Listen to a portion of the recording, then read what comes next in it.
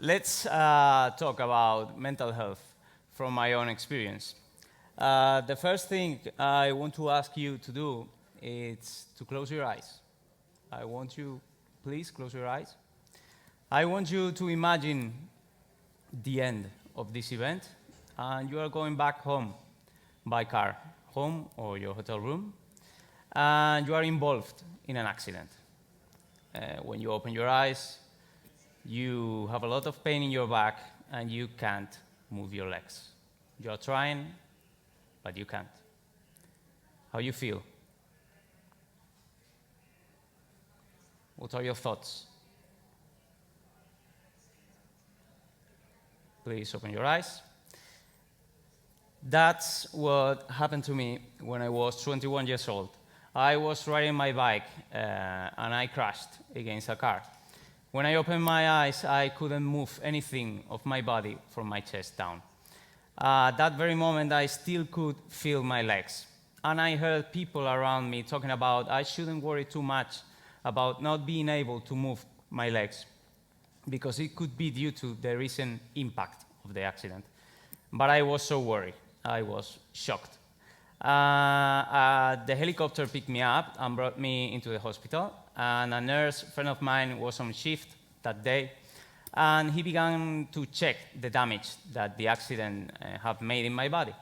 So he began to move one of my toes and asked me, which toe am I moving? And I answered him in an angry way, you are moving my big toe, but stop asking silly stuff. I can't move my legs. The thing is, at that moment, there was still hope for the spinal cord not to be too damaged. But because of the inflammation of the injury, it got worse. And 2 days later, after I had my back surgery, I couldn't move nor feel anything from my chest down. I had a complete D5 spinal cord injury. To be honest, at that moment, I wanted to end my life.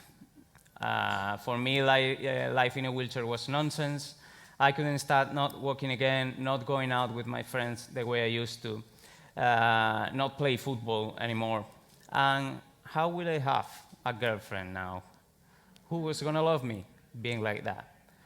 Those were my thoughts at that moment. To be honest, it would have been much easier if I had known somebody in a wheelchair back then, but I didn't.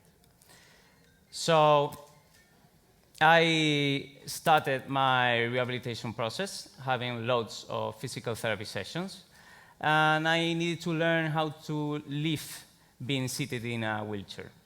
So I needed to learn how to move from my wheelchair to any other place, into a car, into another chair, into the bed, into the bathroom. It was really tough, and I felt like I needed to learn how to live all over again.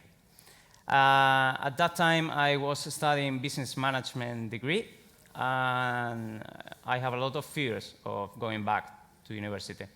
I think the worst of them was bearing the looks of people I knew. Every time I see somebody looking at me, my thoughts were like, what is he thinking? What are they talking about? The gossipy people asking me what happened, that was too much for me. I got fed up of that situation, and I ended up telling them that it was an expired yogurt what left me in my wheelchair. So please don't eat expired yogurt just in case. The thing is, my mind was playing a key role in moving forward. So I love sports.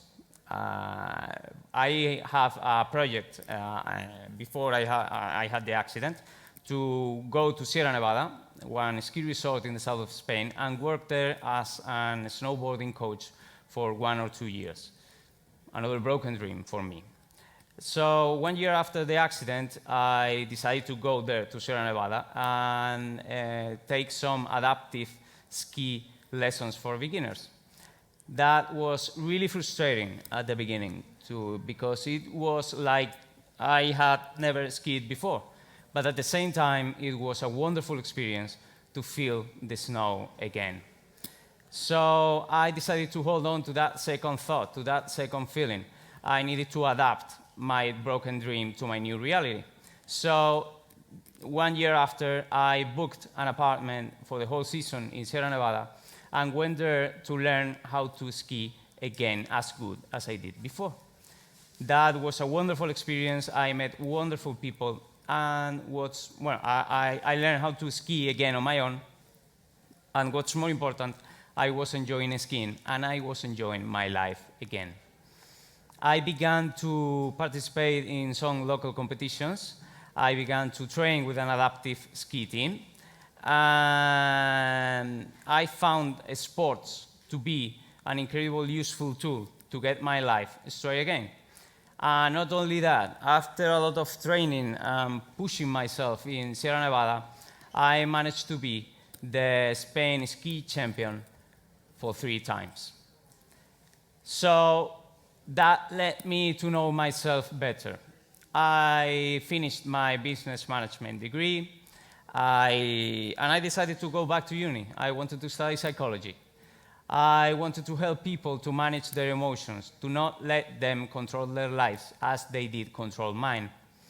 So that led me to start my career as a psychotherapist and to be here with you talking today as a motivational speaker. So at the end, we can even say that thanks to my accident, I have a business management degree, I have a psychology degree, I have a master in clinical psychology, I have a master in sports psychology, and what's more important, I enjoy life, even with my limitations. So what's the clue in this process? My life changed, and I needed to change with it. Do you remember at the beginning when I asked you about your thoughts when you had that accident? What if now I ask you to hold your phone like if you were taking a picture and hold it for 5 seconds? Easy, right? But what if I ask you to hold it for a whole day? Or what if I ask you to hold it forever? You'll think I'm crazy. But that's what we do with our own thoughts. We hold our thoughts for days, weeks, months, or even forever. So acceptance, acknowledgement. I found out I needed to deal with my thoughts, feeling what was happening in my life in another way, not fighting against it, but being thankful for the things I had. See emotions as surviving tools, not positive or negative, just surviving tools. If you are not comfortable with what you are feeling, work about it to change it. Observe your emotions. An emotion does not cause pain. Suppression or resistance does. And how you talk to yourself. This is very important and makes a huge difference. We victimize ourselves, telling us things we are actually not. Talk to yourself as if you were giving an advice to your best friend. Don't forget the context we are in either. Companies are made of people. And if your people are struggling, if they are not okay, you have to take care of that. Because that work could make a huge difference in your company. And of course, another incredible tool is your sense of humor. This is one of my fancy dress costumes. Happy is the people that can laugh about themselves because they never cease to be amused. So at the end, for me, heaven or hell is not a place, it's a decision. If you focus on what you don't have, your limitations, how unlucky you are, if you victimize yourself, you'll be in hell. You can't control things that happen around you, but you could always be able to decide upon your actions and how you react to them. So I encourage everyone and each of you today to work about your thoughts and feelings, because that work may welcome you to your own heaven. So please, if you haven't already, make mental health your new black. Thank you very much.